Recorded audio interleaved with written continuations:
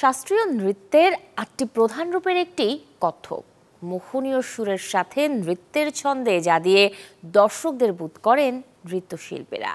সেই শাস্ত্রীয় নৃত্য যাদের কারণে যুগে যুগে জায়গা করেছে সংস্কৃতি অঙ্গনে, তাদের শ্রদ্ধা জানাতে ছায়ানটে অনুষ্ঠিত হলো কত্থক শ্রদ্ধাঞ্জলি। এই উপলক্ষে রবিবার সন্ধ্যায় ছায়ানট প্রাঙ্গণ সেজেছিল উৎসব মুখর আবহে।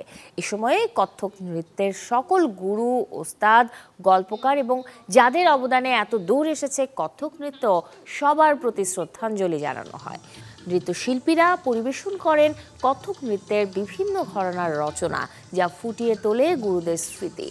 কাশ্মীরি ঘরানা থেকে শুরু করে লখনৌর স্নিগ্ধতা, সব ধরনের কত্থক নৃত্য পরিবেশনায় এদিন অংশ নেয় সারা দেশের কত্থক নৃত্যশিল্পীরা। বাচ্চারা যখন আসে আমাদের কাছে, 4-5-6 বছর বাচ্চারা, আমি জানি ওই বাচ্চা আমার সাথে নেক্সট 10 ইয়ার্স থাকবে।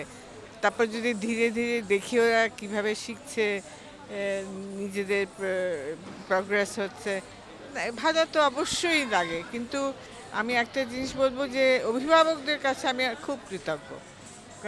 ওদের এই ধৈর্যেই প্রতি সপ্তাহে 2 দিন করে নিয়ে আসা। যে কোনো অনুষ্ঠানই মানুষকে আনন্দ দেয় যদি সেখানে শাস্ত্রের কোনো ব্যাপার থাকে। আমরা জানি যে কত্থক নৃত্য একটা শাস্ত্রীয় নৃত্য অনুষ্ঠান, যেখানে অনেক মেহনত করতে হয়, অনেক নিয়মকানুন, অনেক কিছু মেনে তারপর একটা জিনিস অনেক সাধনা করে।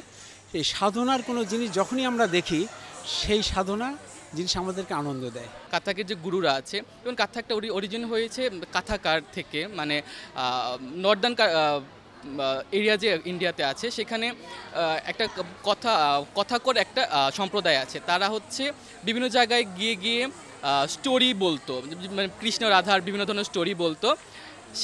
তাদের থেকে কাথাকটা আমাদের এখানে এসেছে। সো তাদেরকে মানে কন্ট্রিবিউশন জানানোর জন্য, এবং যে কাথাকটাকে আরও এগিয়ে নিয়ে গিয়েছে যারা ভবিষ্যৎ, মানে আগে যেমন মুঘল পিরিয়ডে মুঘলরা ক্ষেত্রে আমরা অনেক কিছু পেয়েছি। কাথাকের যেরকম বোল এবং শাস্ত্রীয় ধারাটা আমরা মুঘল থেকে পেয়েছি, যেমন কস্টিউমটা আমরা মুঘল থেকে পেয়েছি। সেই সবার যে কন্ট্রিবিউশনটা কাথাকের ওপর আছে, সেই কন্ট্রিবিউশনটাকে আমরা শ্রদ্ধা জানিয়েছি আমাদের এই প্রোগ্রামের মাধ্যমে। আজকের এই দিনটার জন্যই আমরা বেঁচে থাকি, কারণ একজন শিল্পী হচ্ছে তার জীবনের সার্থকতা হচ্ছে স্টেজে পারফর্ম করা। তো এরা হচ্ছে আমাদের একদম বিগিনার এবং অ্যাডাল্ট ব্যাচ। তো এরা একদমই স্বল্প পরিসরের টাইমে শিখছে, কিন্তু আমরা চাচ্ছি ওদেরকে ইনভলভ করা, ওরা যেন আরও ভালো করে মানে এই সংস্কৃতিটাকে ভালোবেসে যেন আগে চলতে পারে।